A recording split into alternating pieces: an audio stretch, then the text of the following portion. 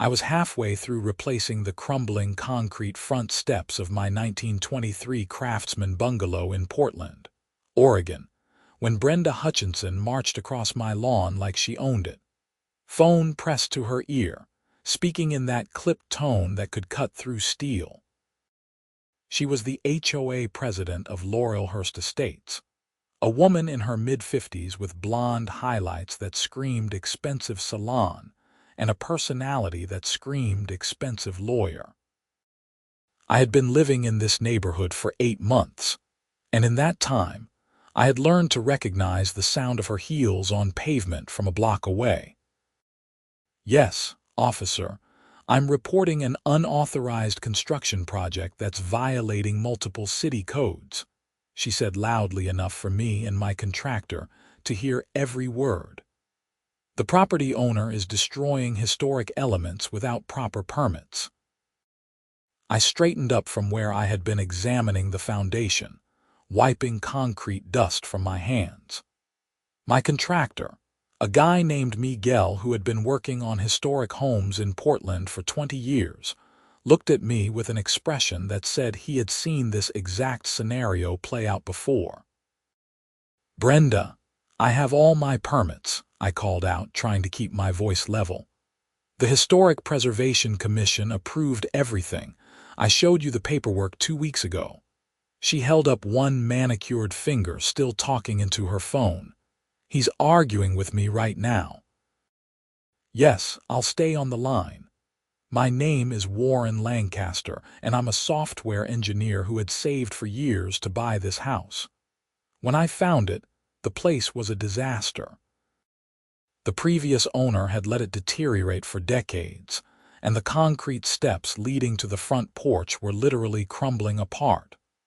One section had completely separated from the foundation, creating a gap wide enough to lose a cat in. The Historic Preservation Commission had been thrilled when I presented my restoration plans, eager to see someone actually care about bringing one of these old beauties back to life. "Sir, I need to see your permits," Brenda said, finally ending her call and striding up to the construction area. She was wearing cream-colored slacks that probably cost more than my monthly mortgage payment, somehow managing to look pristine, despite the construction dust swirling around my property. I walked to my truck and pulled out the folder I kept specifically for moments like this. Over the past 8 months, I had learned that Brenda required documentation for everything, from the color I painted my mailbox to the type of flowers I planted in the front beds. The folder was 3 inches thick. "Here's the Historic Preservation Commission approval," I said, handing her the first document. "Here's the city building permit. Here's the structural engineer's report that shows why the steps need to be replaced rather than repaired. And here's the letter from the preservation architect confirming that the new concrete will be mixed and finished to match the original 1923 specifications." Brenda barely glanced at the papers. "These don't mean anything if they violate HOA covenants." Section 12, Paragraph 4 clearly states that any exterior modifications require HOA Architectural Committee approval 30 days before work begins. "I submitted my application 45 days ago," I said. "I have the email confirmation and the certified mail receipt. I never received it." "That's because you're not on the architectural committee. I sent it to Janet Morrison, the committee chair." Brenda's expression hardened. "Janet resigned last month. I'm the interim chair now." This was news to me, and judging by the surprise on Miguel's face, it was news to him too. Miguel had worked in this neighborhood long enough to know all the players, and Janet Morrison had been a reasonable person who actually understood historic preservation. "Nobody informed the homeowners about that change," I said. "It was in the monthly newsletter." "I never got a newsletter." "That's not my problem. The point is, you don't have current approval, which means this work needs to stop immediately." She turned back to her phone. "Yes, officer, I'd like to escalate this complaint, a Portland police cruiser pulled up to the curb 15 minutes later. The officer who emerged looked tired and not particularly interested in being there. His nameplate read Officer Davidson, and he had the weathered appearance of someone who had been doing this job for too long. "Someone called about illegal construction," he asked, looking between me and Brenda. Brenda launched into her complaint before I could say a word, gesturing dramatically at my half-demolished steps and talking about property values and neighborhood standards and the sanctity of architectural review processes. Officer Davidson let her finish, then turned to me. "You got permits for this work." I handed him the folder. He spent about 2 minutes actually reading the documents, which was 2 minutes more than Brenda had given them. He pulled out the Historic Preservation Commission approval and studied it carefully. "This all looks in order," he said. Historic Preservation Commission approval supersedes most local regulations for properties in historic districts. "But not HOA regulations," Brenda insisted. "This is a private community with private covenants." Officer Davidson sighed. "Madam, I'm not getting involved in an HOA dispute. This is a civil matter. If you believe the homeowner is violating your association's rules, you need to take it up through your internal processes or consult with your attorney. What I can tell you is that he's not breaking any city laws. He has proper permits, proper approvals, and he's working with a licensed contractor. There's nothing for me to cite here." Brenda's face flushed red.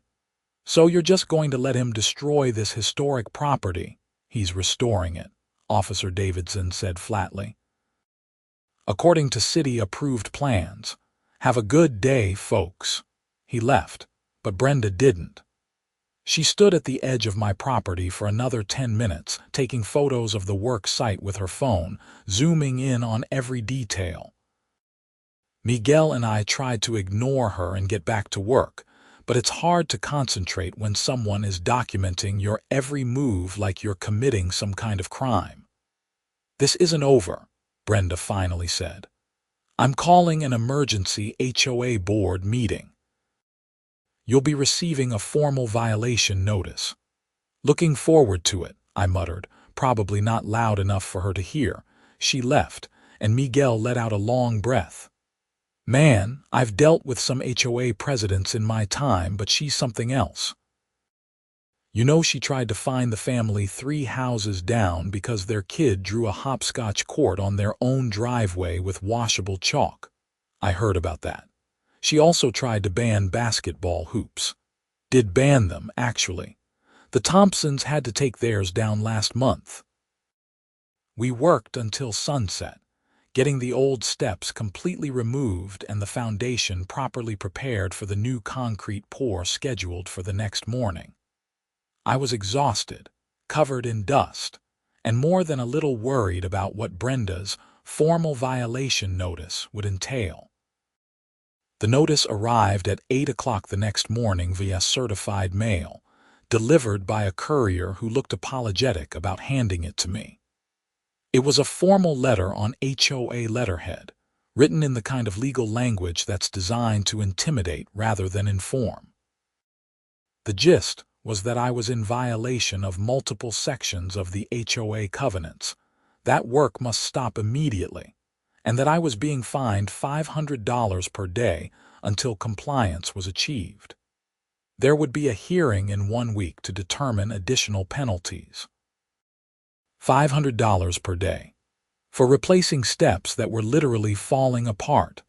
I called my real estate attorney, a sharp woman named Patricia Chen, who had helped me with the purchase. She listened to my explanation, asked me to send her photos of the violation notice and all my permits, and called me back within an hour. "This is harassment," she said bluntly. The Historic Preservation Commission approval does take precedence, and the fact that you submitted your HOA application according to the proper procedures means you're in compliance. The committee chair change doesn't invalidate your application. I'm going to send Brenda and the HOA board a letter explaining this, along with a warning that if they continue with these frivolous fines, we'll pursue legal action for harassment and bad faith enforcement. Will that stop her? Probably not immediately. People like this usually need to lose in court before they back down, but it will create a paper trail that helps us later. Patricia sent the letter that afternoon. Brenda responded within 2 hours with an even longer letter claiming that my attorney was misinterpreting the covenants, and that the fines would not only continue but would increase to $1,000 per day if work wasn't halted by 5 o'clock. It was 3:30. Miguel and his crew were in the middle of pouring concrete. "We keep working," I told Miguel. "I'm not letting her bully me into leaving my house with no front steps." The concrete pour went perfectly. Miguel and his team were artists, carefully finishing the surface to match the texture and appearance of 1920s concrete work. They even used period-appropriate wooden forms and tools to get the details right. By 7 o'clock, we had beautiful new steps that looked like they could have been original to the house, just without decades of cracking and deterioration. I took photos from every angle, documenting the craftsmanship. Then I sent them to the Historic Preservation Commission with a thank you note for their support and approval of the project. The next morning, I woke up to find orange violation stickers plastered all over my front door, my mailbox, and even on my truck windshield. Each one declared that I was in violation of HOA regulations and subject to fines and potential legal action. There were at least 20 stickers, each one stuck on with adhesive so aggressive that removing them was going to damage the paint. I was furious. I took photos of everything, then called Patricia. "She put stickers on your vehicle." Patricia's voice was tight with anger. "That could be considered vandalism, and the aggressive adhesive that damages property definitely crosses a line. I want you to file a police report." "Will that actually do anything?" "It creates documentation. Trust me, we're building a case here. She's acting in bad faith, and the more evidence we have of her unreasonable behavior, the stronger our position." I filed the police report. Officer Davidson was the one who took my statement, and he remembered me from the day before. He looked at the stickers, took photos, and shook his head. "I can't arrest her for putting stickers on your property, but this is definitely harassment. Keep documenting everything. If she escalates further, we might be able to do something more." The HOA hearing was scheduled for the following Tuesday evening at 7 o'clock in the community center. I spent the intervening days removing stickers, receiving increasingly threatening letters from Brenda, and dealing with concerned neighbors who had heard about the conflict. Most of them were sympathetic. Several told me stories about their own battles with Brenda over trivial issues. One older couple, the Harrisons, told me they were considering selling their house just to get away from the HOA drama. "She's made this neighborhood unbearable," Mrs. Harrison said. She was in her 70s, with kind eyes and a tired expression. "We moved here 30 years ago when this was a friendly community. Now, it feels like we're living under a dictatorship. She fined us $2,000 last year because a storm knocked down a section of our fence, and we didn't replace it within her arbitrary 72-hour deadline. Never mind that it was Christmas week and we couldn't find a contractor." "Did you fight it?" I asked. "We tried. The board sided with her every time. They're all afraid of her, I think. She's threatened so many people with lawsuits that everyone just caves." That didn't bode well for my hearing, but I wasn't going to back down. Patricia agreed to attend with me, and we prepared our case like we were going to trial. I had every document printed and organized in a presentation binder. I had photos showing the dangerous condition of the old steps, the approved plans, the beautiful restoration work, and the vandalism of the stickers. I had letters of support from the Historic Preservation Commission and the city's building department. I even had a statement from Miguel about the quality and appropriateness of the work. Tuesday evening arrived cold and rainy, typical for Portland in late October. The community center was a bland rectangular building that the HOA had built 10 years ago, funded by aggressive special assessments that had forced several families to sell their homes. Inside, the main meeting room was set up like a courtroom, with a long table at the front for the board members and rows of chairs for residents. About 30 people were scattered throughout the audience, most of them looking curious or supportive. Brenda sat at the center of the board table, flanked by 4 other board members I vaguely recognized. To her right was Stan Morrison, Janet's ex-husband, which explained how Brenda had managed to take over the architectural committee. To her left was Deanne Fletcher, a woman who owned a property management company and seemed to view the HOA as practice for her business. The other 2 board members were Greg Patterson and Yolanda Martinez, both of whom looked uncomfortable. "This hearing will come to order," Brenda announced, banging a gavel unnecessarily hard. "We're here to address multiple violations by Warren Lancaster of 2847 Laurelhurst Drive. Mr. Lancaster, you have been charged with unauthorized construction, failure to obtain proper HOA approval, and disregarding a direct order to cease work. How do you plead?" "This isn't a criminal trial," Patricia said coolly. "My client doesn't enter a plea.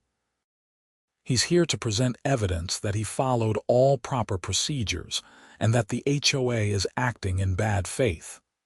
Brenda's jaw tightened. "You must be the attorney. We don't allow attorneys at HOA hearings. You can't prohibit legal representation. That would violate his rights under Oregon law."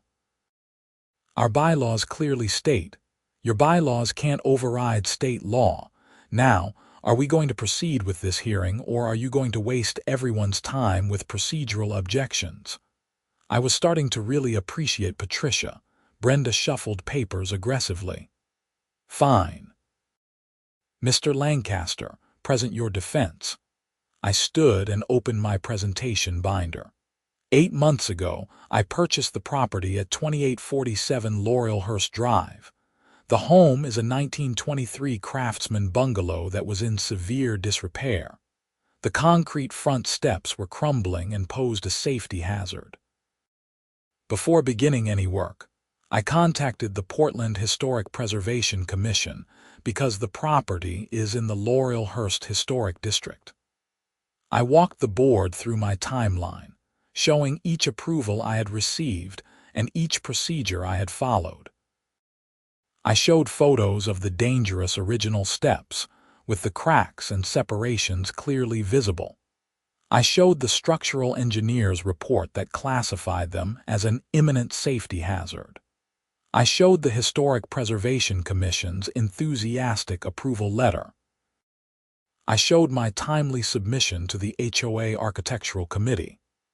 I submitted my application to Janet Morrison on August 15th, 45 days before work began, I said, showing the email confirmation and certified mail receipt.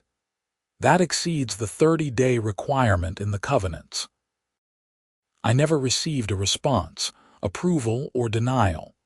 According to Section 12, Paragraph 7 of the covenants, applications not denied within 30 days are automatically approved. "That's not how we interpret that section," Brenda interrupted. "It's not subject to interpretation. The language is clear. And furthermore, even if you want to dispute the automatic approval, the fact remains that the Historic Preservation Commission approval takes legal precedence over HOA regulations for properties in historic districts. This is established Oregon case law." Patricia handed up a legal brief citing 3 relevant cases. Brenda didn't even look at it. "The Historic Preservation Commission doesn't live in this neighborhood. They don't have to look at your property every day. We have standards here."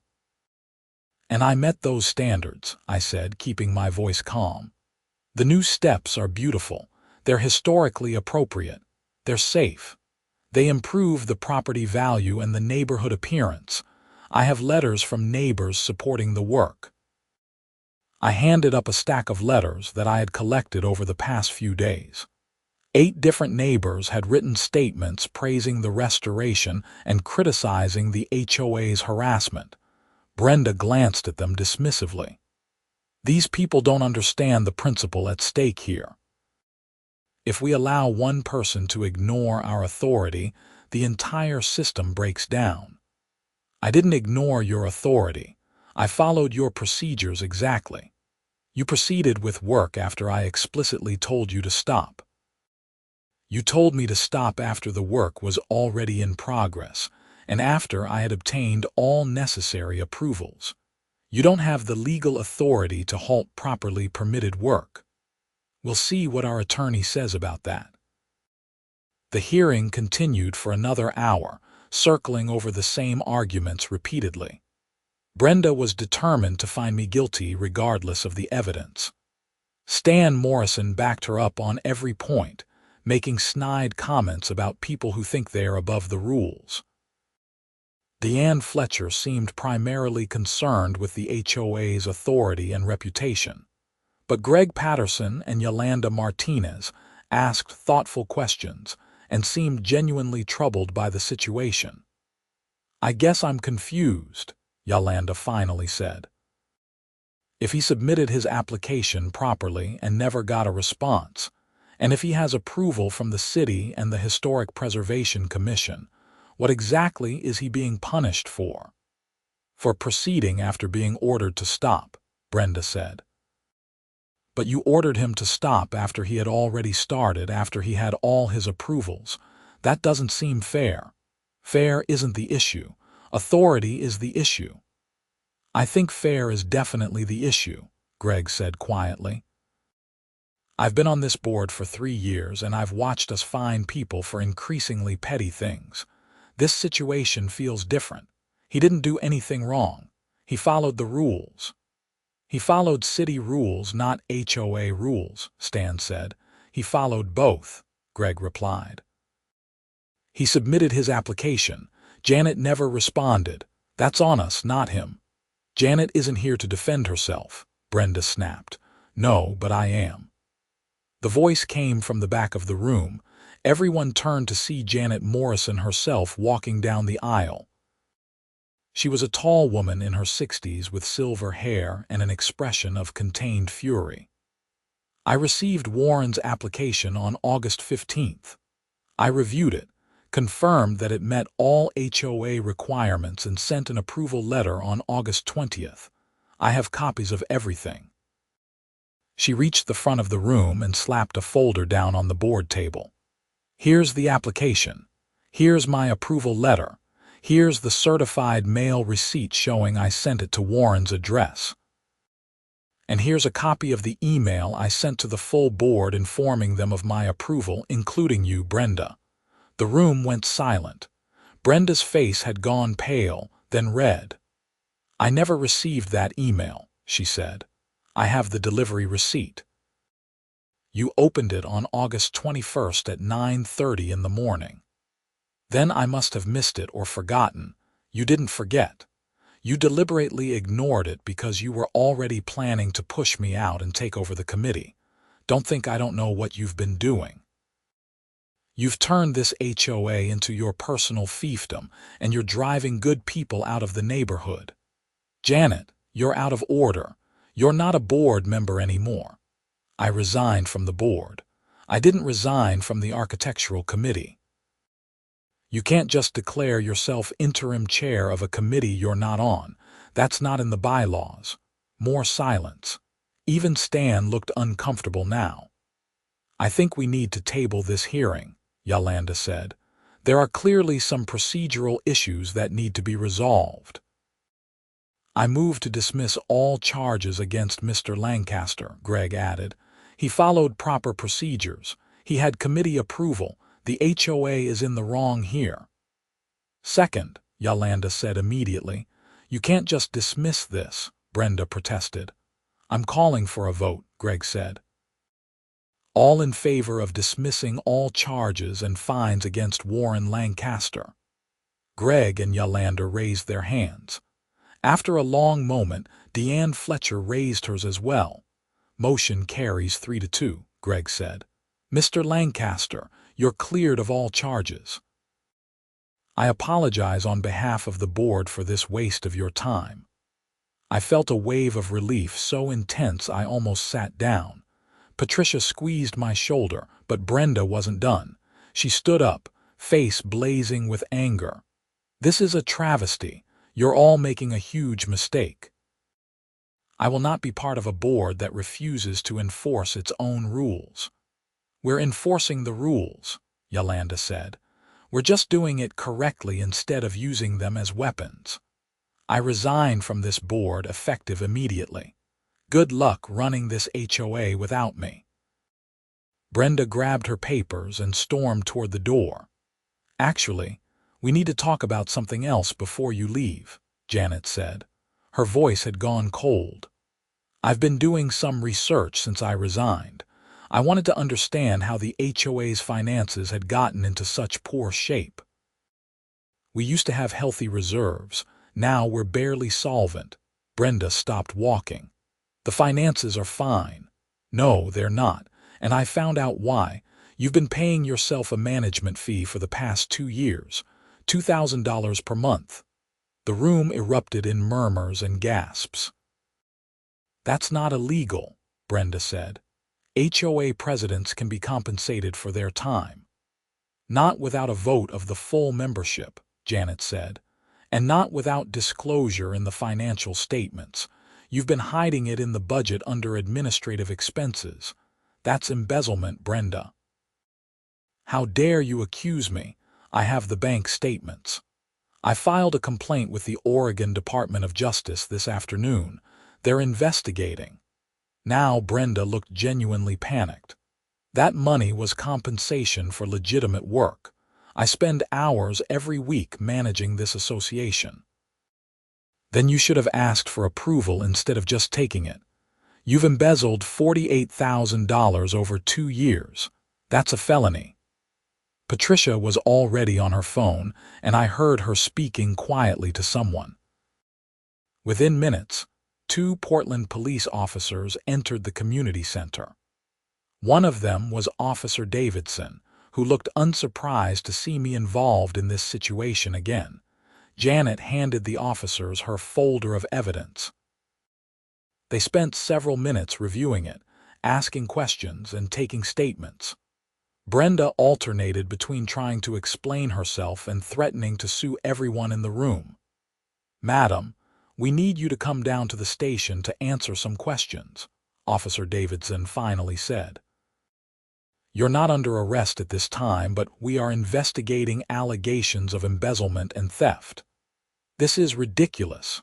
I'm the victim here. These people have conspired against me. Madam, you need to come with us now." Brenda left with the officers, still protesting. The room buzzed with shocked conversation. Greg called for order and tried to continue the meeting, but it was pointless. Everyone wanted to talk about what had just happened. Patricia and I left after about 20 minutes, once it became clear that no other HOA business was going to be conducted. In the parking lot, Janet caught up with us. "I'm sorry you got caught up in this," she said. "Brenda has been out of control for a long time, but most people were too intimidated to stand up to her. When I saw what she was doing to you, I knew I had to act. Your situation gave me the courage to dig deeper into her activities." "Thank you for speaking up," I said. "And thank you for actually approving my application in the first place. The steps look great, by the way. You should come see them." "I drove by yesterday. Beautiful work." That's exactly the kind of restoration we need in this neighborhood. Over the next few weeks, the story unfolded like a slow-motion scandal. The Oregon Department of Justice investigation confirmed that Brenda had been taking unauthorized payments from the HOA for more than 2 years, totaling $53,000 when all the hidden transactions were uncovered. She had also been using HOA funds to pay for personal expenses, disguising them as legitimate association costs. Her total theft exceeded $70,000. She was formally charged with first-degree theft, a Class B felony in Oregon, as well as multiple counts of fraud. Her attorney tried to argue that she had simply misunderstood the rules and had genuinely believed she was entitled to compensation, but the evidence of deliberate concealment was overwhelming. The case went to trial in March of the following year. I attended several days of the proceedings, partly out of curiosity and partly because Patricia thought it might be useful if we ended up having to file a civil suit related to the harassment. The prosecution laid out a damning case of systematic theft and abuse of authority. Multiple HOA members testified about Brenda's intimidation tactics and unreasonable fines. The Harrisons talked about their $2,000 fine for the storm-damaged fence. A young couple described being fined repeatedly for having the wrong shade of white on their front door. An elderly man broke down in tears describing how Brenda's fines and harassment had forced him to sell his home of 30 years. The jury deliberated for less than 3 hours. They found Brenda guilty on all counts. At sentencing in April, the judge was scathing. "You were entrusted with a position of responsibility in your community, and you exploited that trust for personal gain. You used your authority not to serve your neighbors but to enrich yourself and intimidate anyone who questioned you. You turned what should have been a cooperative community organization into an instrument of harassment and theft. This court takes such abuse of trust very seriously." He sentenced her to 3 years in prison, with the possibility of early release after 18 months if she maintained good behavior. She was also ordered to pay full restitution to the HOA, plus additional penalties and court costs. The total amount exceeded $100,000. Her husband filed for divorce 2 weeks later. Stan Morrison quietly resigned from the HOA board and stopped attending neighborhood events. The HOA itself underwent a complete transformation. Greg Patterson was elected as the new president in a special election, and he immediately set about reforming the association's practices. The first thing he did was eliminate about 80% of the petty rules that Brenda had implemented. Basketball hoops were allowed again. The approved paint color list was expanded from 3 shades to whatever homeowners wanted, as long as it was appropriate to the historic character of the neighborhood.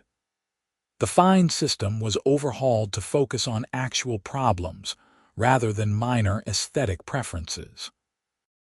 Greg also reached out to the Historic Preservation Commission to establish a formal partnership.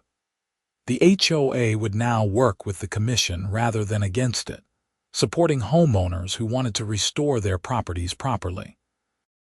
I was asked to serve on a newly reconstituted architectural committee, and I accepted.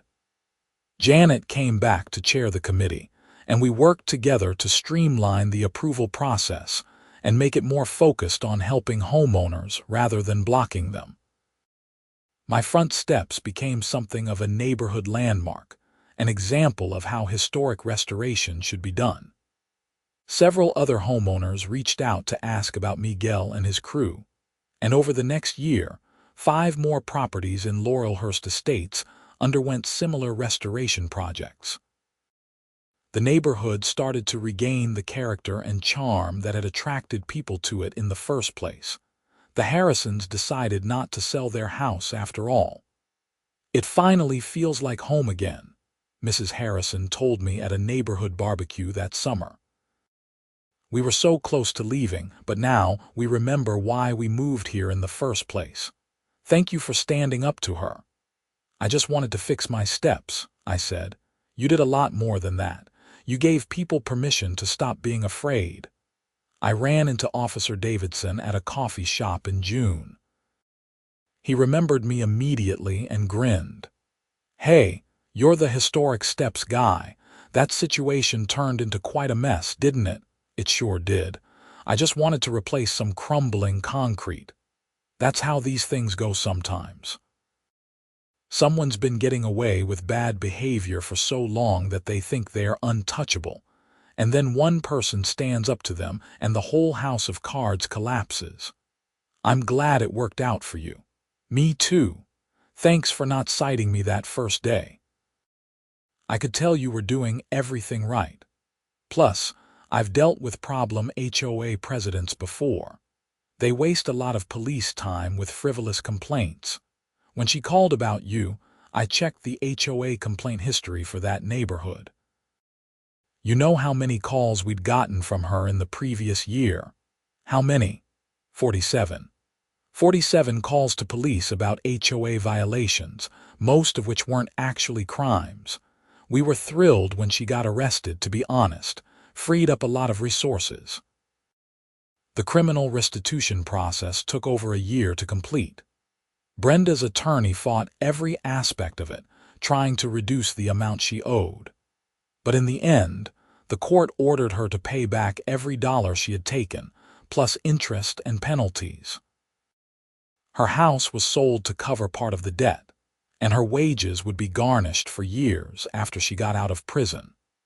The HOA used the returned funds to build up the reserve account and make several needed improvements to common areas that had been neglected during Brenda's reign. The neighborhood playground was renovated. The community center got a new roof. Street trees were planted along several blocks that had been bare. As for me, I continued my restoration of the house.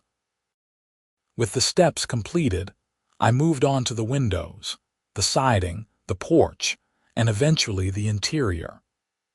Every project was approved by both the Historic Preservation Commission and the HOA Architectural Committee, and the approvals came quickly and without drama. Miguel and his crew became regular fixtures at my house, and we developed a friendship based on mutual respect for craftsmanship and historic preservation. By the fall of the following year, my house was transformed. It looked like it might have looked in 1923, but better maintained. The steps that had started this whole saga remained my favorite detail, solid and beautiful and properly built. I thought about them every time I walked up to my front door. One evening in October, almost exactly 2 years after the concrete pour that had triggered Brenda's meltdown, I was sitting on my front porch with a beer when Janet walked by with her dog. She waved and came up the steps, admiring them as always. "These still look perfect," she said. "Miguel does beautiful work. He really does. Want a beer?" "Sure." We sat on the porch swing I had recently restored and painted, looking out at the neighborhood in the golden autumn light. The trees were turning, painting the street in shades of orange and red and yellow. Kids were playing basketball in a driveway 3 houses down, the sound of the ball bouncing a cheerful rhythm. "You know what the best part of this whole thing was?" Janet said after a while. "What's that?" "It reminded people that HOAs are supposed to serve the community, not rule it. We're supposed to help maintain property values and neighborhood character, not terrorize people over minor details." Brenda forgot that, or maybe she never understood it in the first place. But the rest of us were reminded. "You think it'll last?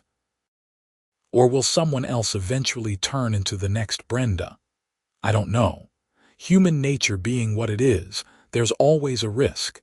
But I think we've built in enough checks and balances now to make it harder. We changed the bylaws to require annual audits by an outside firm. We set term limits for board positions. We created an appeals process for homeowners who feel they've been treated unfairly. We can't guarantee perfection, but we've made it harder for one person to abuse their authority. That's good. And we have people like you who won't just roll over when someone tries to bully them. That matters more than anything else. I thought about that. I hadn't set out to be some kind of neighborhood hero. I had just wanted to fix my dangerous, crumbling steps. But sometimes standing up for yourself ends up meaning something larger. Sometimes refusing to be bullied becomes an act of community service. I got a letter from the city last week, I said. The Historic Preservation Commission is giving my house a preservation award. They want to feature it in their annual guidebook. That's wonderful. Congratulations. They said it's not just for the quality of the restoration, but for demonstrating how preservation can work within existing community structures. They mentioned the HOA cooperation specifically. Janet laughed. That's diplomatic. The HOA cooperation happened after the president was arrested for embezzlement. Well, yes, but still. We finished our beers as the sun set, turning the sky pink and purple. The neighborhood settled into its evening routine, lights coming on in windows, the smell of dinner cooking drifting from various houses. It was peaceful. It was home. The Preservation Award ceremony was held in November at the Portland City Hall. It was a small event, attended mostly by preservation professionals, city officials, and a few neighborhood representatives. I wore a suit that I had bought specifically for the occasion, and I brought Miguel as my guest, because he deserved the recognition as much as I did. The preservation officer who presented the award gave a speech about the importance of maintaining Portland's historic character in the face of rapid development and gentrification. He talked about how houses like mine represented not just architectural history, but community history, and how proper restoration honored both. Then he called me up to accept the award. Warren Lancaster purchased a deteriorating 1923 Craftsman bungalow, and instead of doing what many people do, updating it with modern materials and ignoring its historic character, he committed to a proper restoration, the officer said. He worked with our commission. He hired skilled craftspeople. He used period-appropriate materials and techniques. The result is a house that looks as beautiful as it did a century ago, but with modern safety and functionality. This is exactly the kind of stewardship we hope to see from all property owners in our historic districts. I accepted the plaque and gave a short speech, mostly thanking Miguel and the Preservation Commission staff for their help and guidance. I didn't mention Brenda or the HOA drama, though I'm sure most people in the room knew the story. It had made the local news repeatedly during the trial. After the ceremony, several other homeowners approached me asking for advice on their own restoration projects. I gave them Miguel's contact information and told them to talk to the Preservation Commission early in the planning process. One woman told me she had been planning to just replace her historic windows with vinyl, but seeing what I had accomplished made her want to restore them properly instead. It's more expensive upfront, I told her, but it adds more value to your property and it feels right. These houses deserve to be treated with respect. Winter came, and my first Christmas in the fully restored house was magical. I hosted a party for the neighbors, and nearly 30 people came through to see the work I had done. Everyone admired the steps, of course, but they also loved the restored windows with their original wavy glass, the refinished hardwood floors, the careful paint job that highlighted all the beautiful woodwork. Mrs. Harrison cried a little when she saw the built-in cabinets in the dining room, which I had painstakingly repaired and refinished. This house was empty for 3 years before you bought it, she said. We watched it deteriorate and worried it would be torn down or gutted. You saved it. I just wanted a nice place to live, I said, but I understood what she meant.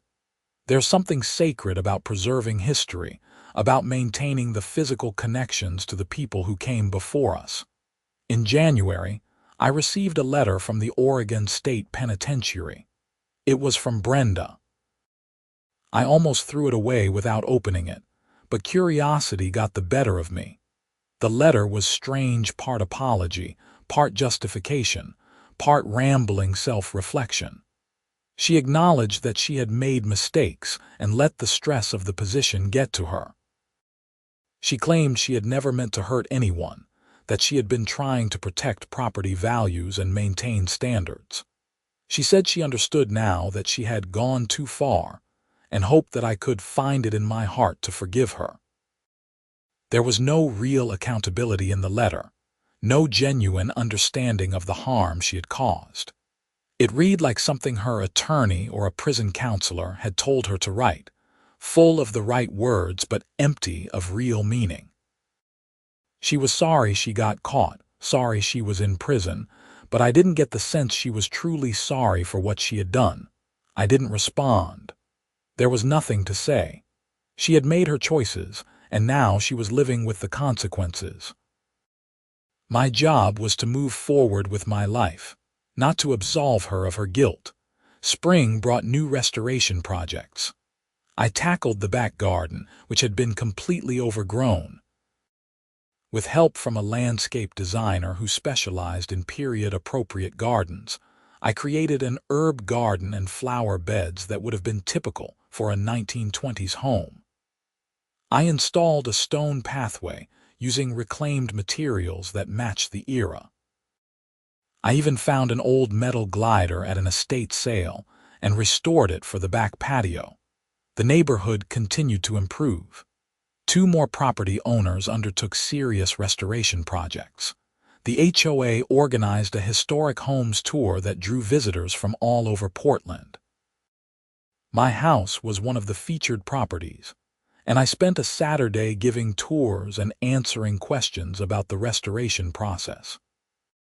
Miguel stopped by to help explain some of the technical aspects of the concrete work, and he ended up handing out business cards to at least a dozen interested homeowners.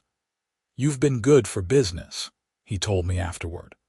"This neighborhood was dead for restoration work before you showed up. Now I've got more projects than I can handle. Happy to help. You deserve the work. You're an artist," he grinned. "Tell that to my wife when she complains about my irregular hours." By summer, the transformation of Laurelhurst Estates was remarkable. The neighborhood felt alive again, with people actually talking to each other instead of hiding from the HOA president. Block parties resumed. Kids played outside. People took pride in their homes without fear of arbitrary fines for minor infractions. Greg Patterson proved to be an excellent HOA president, focused on genuine issues rather than petty power plays. Under his leadership, the board dealt with a few actual problems: a property owner who was genuinely neglecting their home to the point of structural danger, a drainage issue that affected several properties, a tree that needed to be removed for safety reasons. But they did it with communication and cooperation, rather than threats and fines. I stayed involved with the architectural committee, helping to review applications and guide homeowners through the process. It was satisfying work, using my experience to help others avoid the pitfalls I had encountered. And because of my relationship with the Historic Preservation Commission, I could help coordinate between the HOA and the city to make the approval process smoother for everyone. One afternoon in July, I was working in my front garden when a car pulled up and a woman in her 30s got out. She stood on the sidewalk for a moment, staring at my house with an odd expression. "Can I help you?" I asked. "Sorry, I didn't mean to stare. It's just, I grew up in this house. My grandmother owned it from the 1960s until she died about 4 years ago. I haven't seen it since then. Would you like to come in? I'd love to hear about its history." Her name was Linda Kowalski, and she spent 2 hours telling me stories about the house. where her grandmother had hung Christmas stockings, which window she had broken with a baseball when she was 10, how the whole family had gathered in the living room for Thanksgiving dinners. She cried when she saw how beautifully I had restored the built-in cabinets where her grandmother had displayed her collection of teacups. After Grandma died, the estate sale people came and took everything, she said. The house sat empty, and I felt so guilty that we hadn't been able to buy it ourselves. We couldn't afford it at the time, and watching it deteriorate felt like losing her all over again. But this, you've brought it back to life. You've honored her memory better than we could have. She gave me a photo album before she left, filled with pictures of the house from various decades. There was a photo from 1963 showing the front steps freshly painted, a woman Linda's grandmother standing on them, wearing a floral dress and smiling. The steps in that photo looked almost identical to the steps I had just installed. "Miguel nailed it," I said, showing her the comparison between the old photo and the current steps. "He matched them perfectly. They're perfect.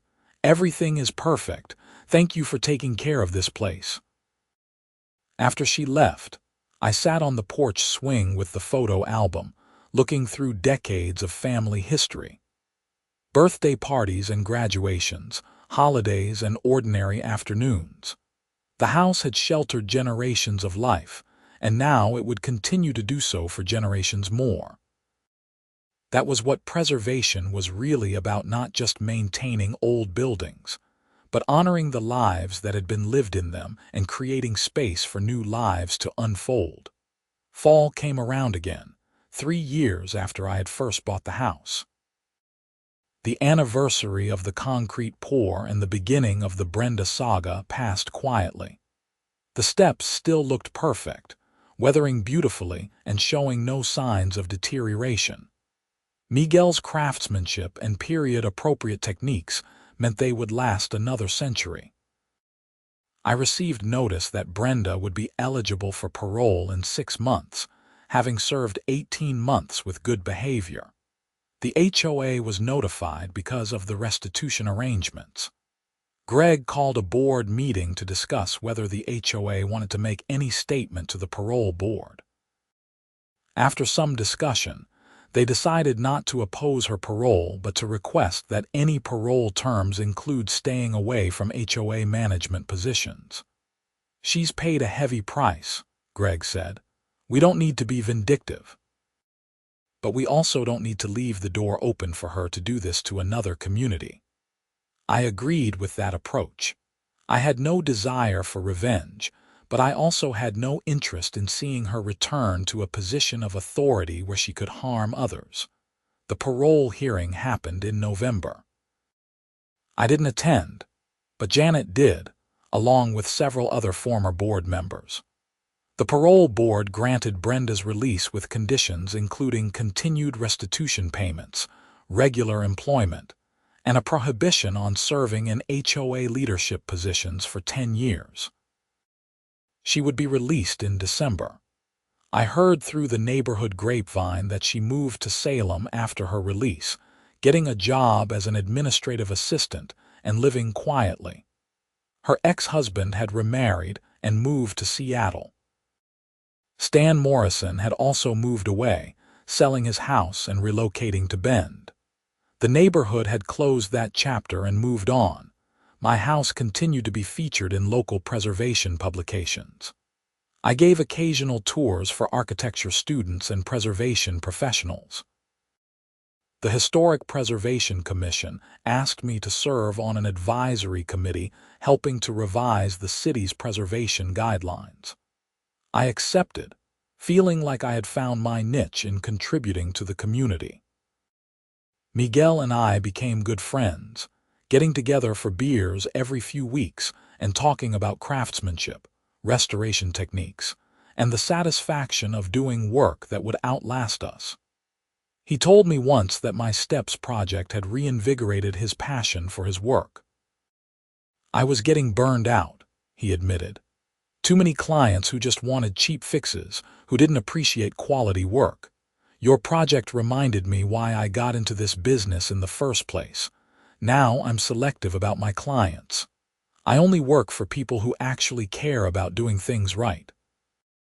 I'm glad it worked out that way. Those steps changed my life too, though not in any way I expected. How so? I came to Portland to start over. New city, new house, new life. I thought I'd just quietly fix up my house and keep to myself. Instead, I ended up helping to reform an HOA, making friends throughout the neighborhood, getting involved in historic preservation advocacy. I found a community I didn't know I was looking for. And all because some HOA president was crazy enough to call the cops on you for replacing dangerous steps. And all because of that. We laughed about it, but there was truth in what I said. Sometimes the obstacles we encounter end up being the catalysts for positive changes we never would have pursued otherwise. If Brenda had simply approved my application or ignored my project, I would have fixed my steps and moved on to the next project without getting involved in any larger issues. Her harassment had pushed me to fight back, and that fight had led to exposing her corruption, reforming the HOA, and getting deeply involved in preservation work. I thought about that a lot over the following months. How we never know which moments in our lives will turn out to be pivotal. How standing up for ourselves can have ripple effects we never anticipate. How sometimes the right thing and the hard thing are the same thing. 4 years after buying the house, I finally considered the restoration complete. There were always small projects to do, maintenance to keep up with, but the major work was done. The house looked spectacular, a perfect example of what could be achieved with patience, respect for history, and skilled craftsmanship. On a warm evening in May, the neighborhood held a party in the common area park to celebrate the completion of several major restoration projects. My house was one of 5 that had undergone significant work over the past few years, and the transformation of the neighborhood was remarkable. Property values had increased steadily. New families were moving in, attracted by the character and community spirit. The HOA had become a model for how associations should function, with Greg frequently asked to speak at regional HOA conferences about their reformed practices. At the party, the Harrisons presented me with a gift, a framed photograph they had found in their attic. It showed my house in 1925, just 2 years after it was built, with the original family standing on the front steps. The steps in the photo were pristine, and the house behind them looked proud and new. "We thought you should have this," Mrs. Harrison said. "You've brought the house back to what it was meant to be." I hung the photo in my living room, next to the photo Linda had given me from 1963. Together, they told the story of the house across a century, different families, different eras, but the same basic structure, sheltering lives and creating memories. That night, sitting on my porch as the party wound down and neighbors walked home through the tree-lined streets, I felt a profound sense of peace. The front steps beneath me were solid and beautiful, exactly as they should be. The house around me was restored and cared for, ready for another century of life. The neighborhood was healthy and strong, no longer under the thumb of a tyrant but functioning as a real community. And somewhere in all of that, I had found my place. Not just a house, but a home. Not just a neighborhood, but a community. Not just a restoration project, but a purpose. The steps that had started it all remained my favorite part of the house.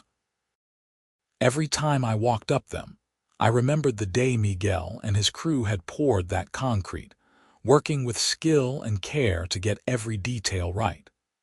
I remembered Brenda's orange violation stickers and her furious phone calls. I remembered Officer Davidson shaking his head at the absurdity of it all. I remembered Janet walking into that hearing with her folder of evidence and her quiet courage. Most of all, I remembered the moment when I decided not to back down, not to let fear or intimidation stop me from doing what was right. That decision had cost me time and money and stress, but it had been worth it. It had been worth it for my house, for my neighborhood, for the principle of standing up to bullies and corruption. The concrete steps would last another 100 years, solid and strong and beautiful. And the lesson they represented would last even longer. Sometimes the right thing to do is also the hard thing to do. Sometimes standing up for yourself means standing up for everyone. Sometimes replacing a set of crumbling steps means building something far more important than concrete and stone. The evening settled into night, the streetlights coming on and casting their warm glow over the historic houses of Laurelhurst Estates. My house stood among them, restored and proud, its front steps perfect and permanent. And I sat on those steps, watching the neighborhood I had helped to transform, grateful for every difficult moment that had led to this peaceful one. This was home. This was community. This was what it meant to care about something larger than yourself. And it had all started with a set of crumbling concrete steps and a HOA president who didn't know when to stop pushing. The restoration was complete, but the story would continue, with new homeowners and new challenges and new opportunities to choose courage over convenience. That was how communities endured, how houses survived across generations, how ordinary people built something extraordinary just by refusing to accept less than what was right.